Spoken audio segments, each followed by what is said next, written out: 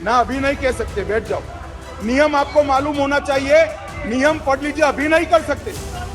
अरे भाई, आपकी पार्टी ने आपका नंबर ही बोलने में नहीं रखा है, क्या खड़े हो कर बोलते हो? आप लीडर ऑपोजिशन हो ना, आप चर्चा शुरू करते हो ना, बोलने देते हैं आपको। अब मेरे भाषण में क्यों बोल रहे हो आप? आपको बोलने नहीं देते आपके पार्टी वाले, बैठ जाओ। आज जो मेरे बीजेपी के मित्र हैं, आज आपको डरने की जरूरत नहीं। और क्या आप सोचते हो कि शोर शराबा कर आप मुझे चुप कर दोगे? एक दो गोले जरूर मारूंगा, मगर इतना नहीं मारूंगा। बोफोर्स घोटाला किसने किया? यूपीए ने किया। 2G स्पेक्ट्रम किसने किया? यूपीए ने। एक मेरी माँ यहाँ बैठी है, दूसरी माँ को आपने मणिपुर में मारा है। भारत माँ की हत्या की बात की और कांग्रेस पार्टी यहाँ पर तालियां बजाती रही। तो इसके लिए मैं आपसे माफी मांगता हूँ। रावण दो लोगों की सुनता था, रावण दो लोगों की सुनता था, मेघनाथ और कुंभकर्ण। वैसे ही नरेंद्र मोदी। शाह ने मणिपुर हिंसा की पूरी कहानी सदन के सामने क्या रखी? शाह जब घोटाले गिनवा रहे थे तो सिंधिया का रिएक्शन सब क्यों देखने लगे? राहुल गांधी ने रावण का जिक्र क्यों किया? बात अडानी पर भी हुई, लेकिन क्या? स्मृति ईरानी ने किस धुंधली तस्वीर के साथ कांग्रेस को घेरना शुरू किया? हर सवाल के जवाब के साथ मैं अभिनव हाजिर हूं संसद में आज के साथ।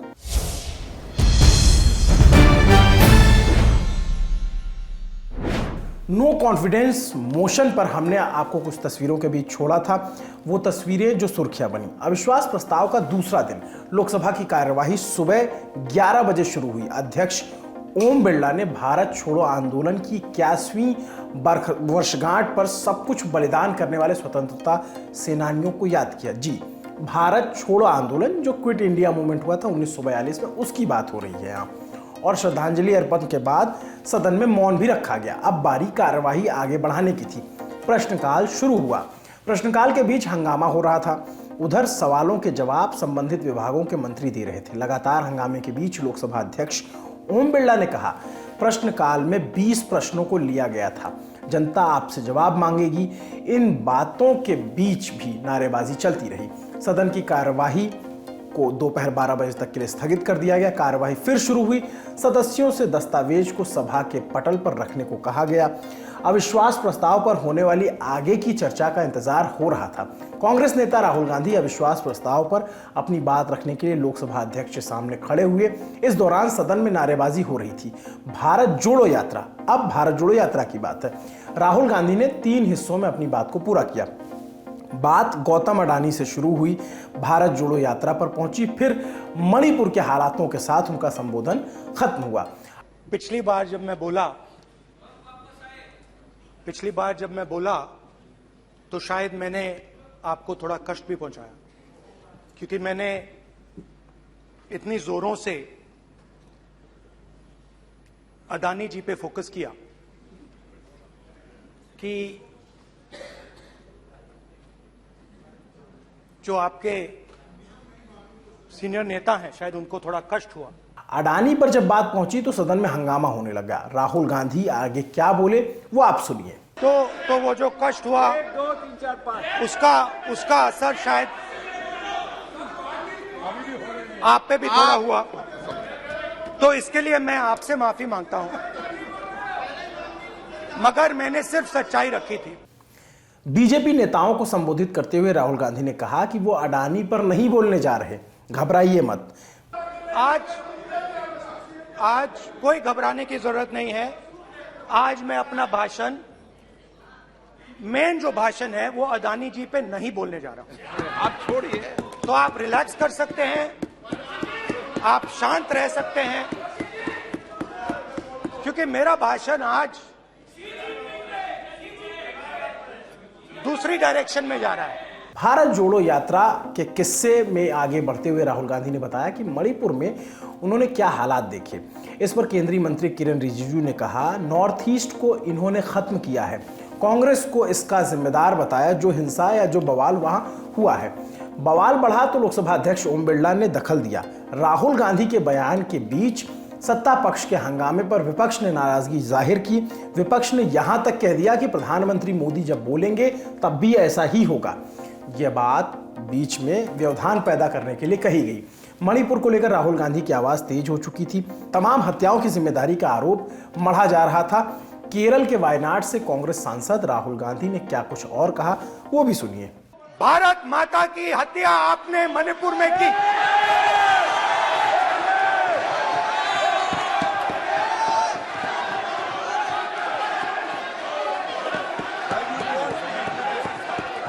भारत माता को आपने मणिपुर के लोगों के मारा। आपने मणिपुर के लोगों को मारकर भारत की हत्या की है। आप देश द्रोही हो, आप देशभक्त नहीं हो, आप देश प्रेमी नहीं हो, आप देशद्रोही हो। आपने देश की हत्या मणिपुर में की। राहुल गांधी अब अगली बात रख रहे थे। उन्होंने कहा इस वजह से आपके प्रधानमंत्री मणिपुर नहीं जा सकते हैं। इसीलिए आपके प्रधानमंत्री मणिपुर में नहीं जा सकते हैं क्योंकि उन्होंने देश की हत्या की है। मणिपुर में हिंदुस्तान की हत्या की है, भारत माता की हत्या की है। मणिपुर में आप बोल रहे हैं फिर आप भारत माता के रखवाले नहीं हो, आप भारत माता के हत्यारे हो। इस बयान पर आपत्ति दर्ज कराई गई सत्ता पक्ष की तरफ से। हंगामा मचा। लोकसभा अध्यक्ष ओम बिरला ने कहा भारत मां हमारी मां, बोलते समय थोड़ा संयम बरतना चाहिए। अपनी मां की हत्या की बात कर रहा हूं मैं। मणिपुर में अपनी मां की हत्या की बात कर रहा हूं मैं। आदर से बोल रहा हूं। आपने मेरी मां की हत्या की मणिपुर में। एक मेरी मां यहां बैठी है, दूसरी मां को आपने मणिपुर में मारा है। राहुल ने कहा हिंदुस्तान की सेना मणिपुर में एक दिन में शांति बहाल कर सकती, लेकिन आप ऐसा नहीं कर रहे हैं। अब सदन में जिक्र रावण का हुआ। राहुल गांधी ने क्या कहा वो भी सुने। रावण दो लोगों की सुनता था। रावण दो लोगों की सुनता था, मेघनाथ और कुंभकर्ण। वैसे ही नरेंद्र मोदी दो लोगों की सुनते हैं, अमित शाह और Adani.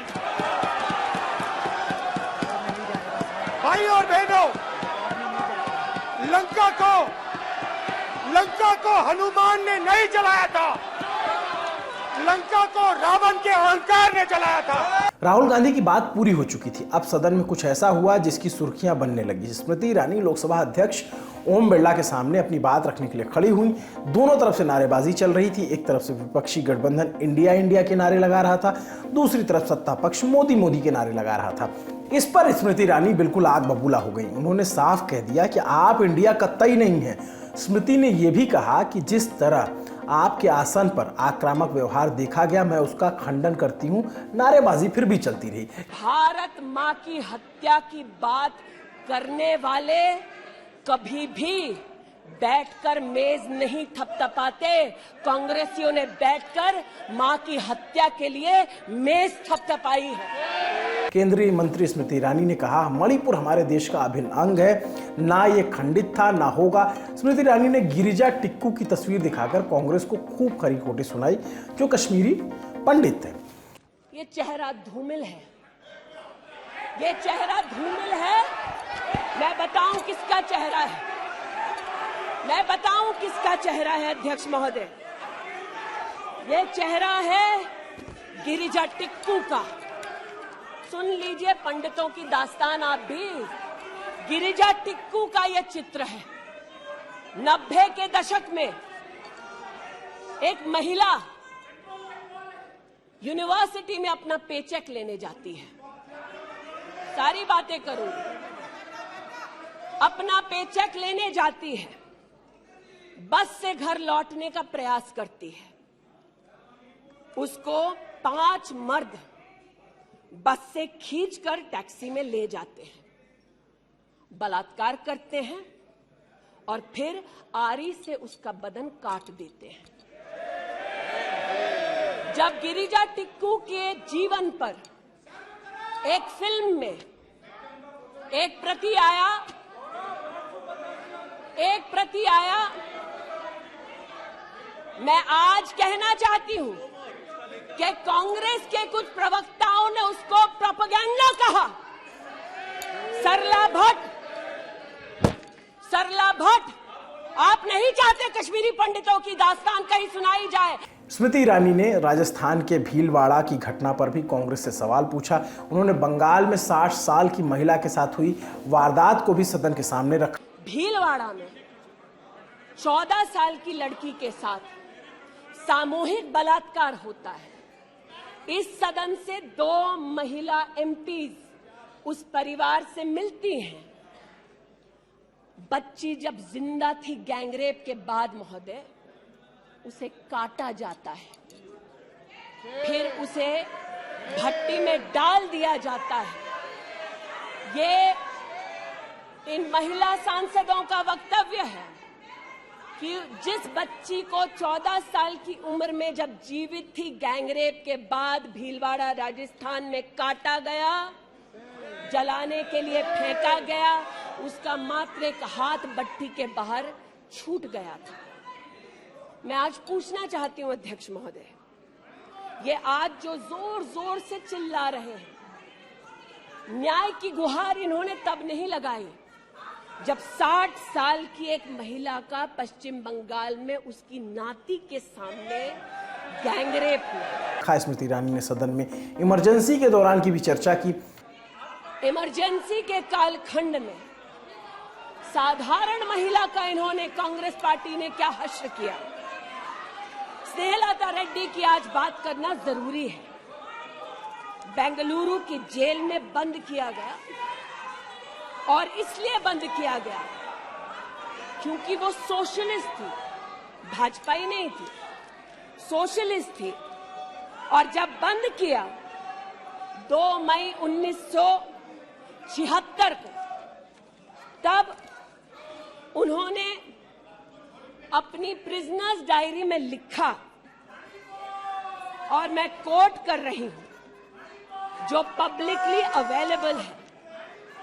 As a woman comes in, she is stripped naked in front of everyone else. When a human being is sentenced, is the punishment not enough? Must the human body be degraded and humiliated? ये स्नेहलता रेड्डी के शब्द है। अब जो बात सदन में गूंजी उसने सबको सन्न कर दिया। बात राहुल गांधी का नाम लिए बगैर की जा रही थी। बात फ्लाइंग किस पर थी। स्मृति ईरानी ने क्या कुछ कहा, पहले आप उसे देख लीजिए। एक बात पर मैं आपत्ति अभी दर्ज करती हूं अध्यक्ष जी, कि जिनको आज मुझसे पहले वक्तव्य देने का अधिकार दिया गया, उन्होंने जाते जाते एक अभद्र यहां पर लक्षण के दर्शन दिए। It is only a misogynistic man who can give a flying kiss to a parliament with seats female members of parliament. ऐसी गरिमा विहीन आचरण को इस देश के सदन में कभी नहीं देखा गया। ये उस खानदान के लक्षण हैं, या आज सदन में देश को पता चले। इसके बाद स्मृति ईरानी अब अडानी के मुद्दे पर कांग्रेस को घेरना शुरू करती हैं। एक तस्वीर दिखाती हैं, अडानी और रॉबर्ट वाड्रा का जिक्र करती हैं, और जिक्र उस बयान का भी जो निशिकांत दुबे ने दिया था। वे तब से अडानी अडानी कर रहे हैं, तो अब थोड़ा मैं भी बोल दूं। फोटो मेरे पास भी है। इतना ही खराब है तो जीजा जी उसके साथ क्या कर रहे हैं? तो निशिकांत जी सही कहा, किसी को सेट करो, किसी को भेंट करो। पूछना चाहती हूं, 1993 में मुंद्रा पोर्ट में कांग्रेस की सरकार ने अडानी को जगह दी। तब प्रधानमंत्री कौन थे? कांग्रेस के थे। वित्त मंत्री कौन थे? मनमोहन सिंह थे। अडानी बोल रही हूं।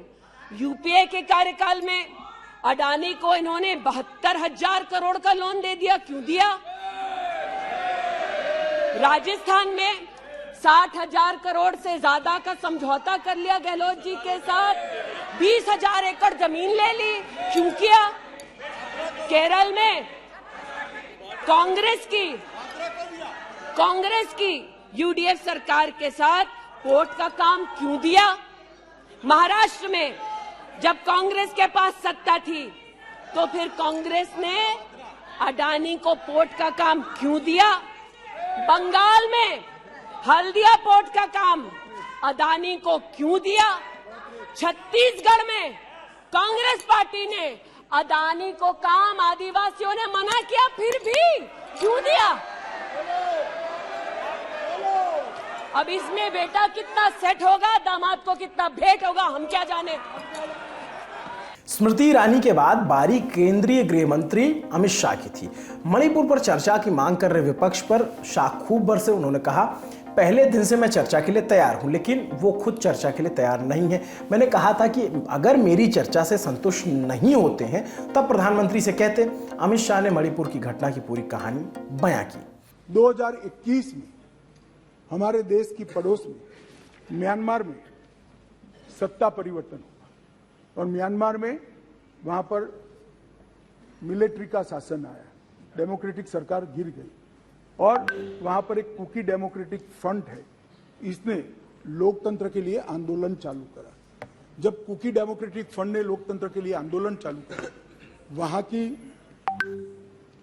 मिलिट्री शासन ने इन पर कड़ाई करना शुरू की, दबिश बनाना शुरू की और चूंकि म्यांमार की बॉर्डर फ्री बॉर्डर है मान्यवर, वहां फेंसिंग नहीं है और आज से नहीं, आजाद हुए तब से नहीं है, फेंसिंग नहीं है, तो बहुत बड़ी मात्रा में मिजोरम और मणिपुर के अंदर कुकी भाइयों का वहां शरणार्थी नाते यहां आना शुरू हुआ।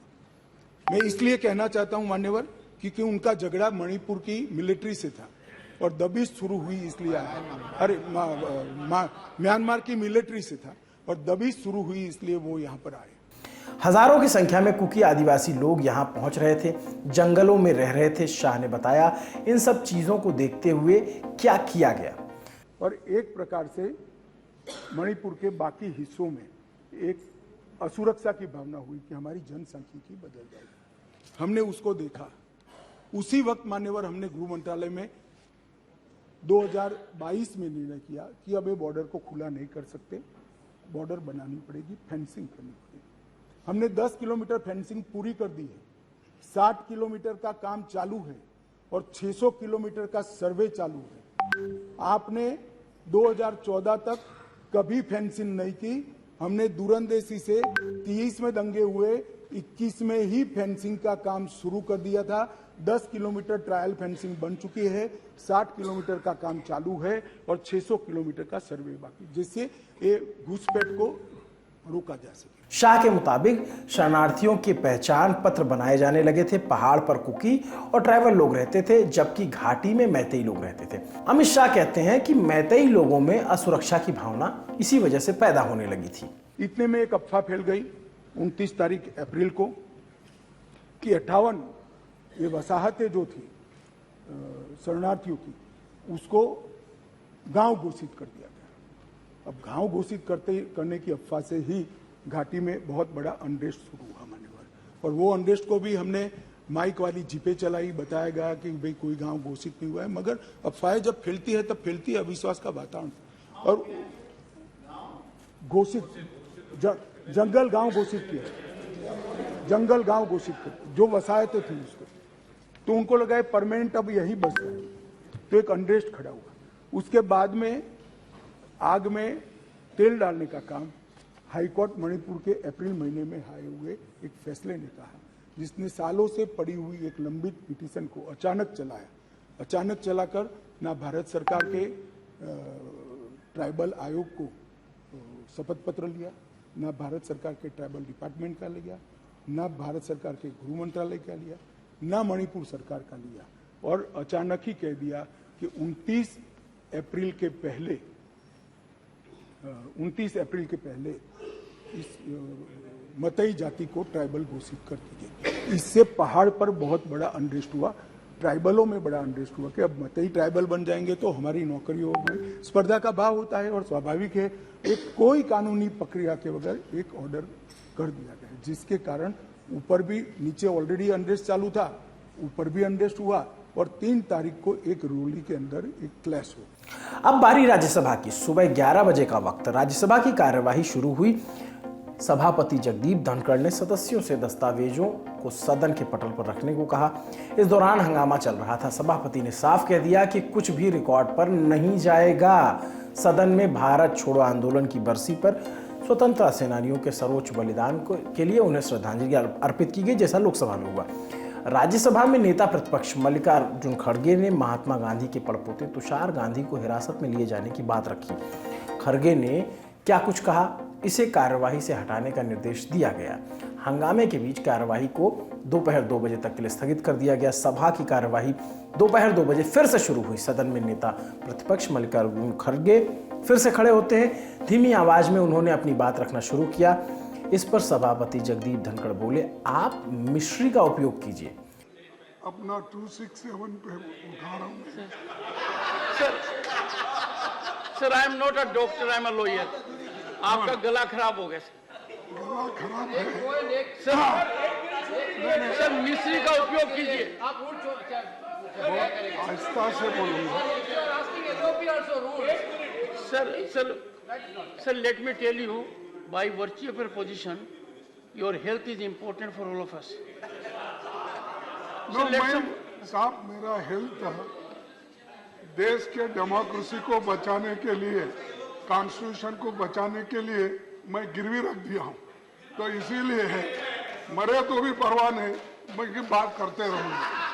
सदन में सत्ता पक्ष और विपक्ष दोनों ओर से हंगामा होने लगा। नेता सदन पीयूष गोयल और नेता प्रतिपक्ष मल्लिकार्जुन खड़गे दोनों खड़े थे। एक तरफ आसन के अपमान का आरोप लगाया जाता रहा, वहीं खड़गे सत्ता पक्ष पर सवाल उठाने लगे। सदन में अब इंडिया इंडिया के नारे गूंज रहे थे। सदन में छत्तीसगढ़ के संबंध में संविधान अनुसूचित जनजातियां आदेश संशोधन बिल 2023 पेश किया गया। बिल पर चर्चा के बीच प्रधानमंत्री मोदी को लेकर नारेबाजी की जाती रही। विपक्ष वेल में उतर आया। सभापति जगदीप धनखड़ हंगामा देख अपने आसन से उठ खड़े हुए। कार्यवाही को दोपहर 2:45 तक स्थगित कर दिया गया। कार्यवाही दोबारा शुरू हुई और 3:15 पर फिर से उसे स्थगित कर दिया गया।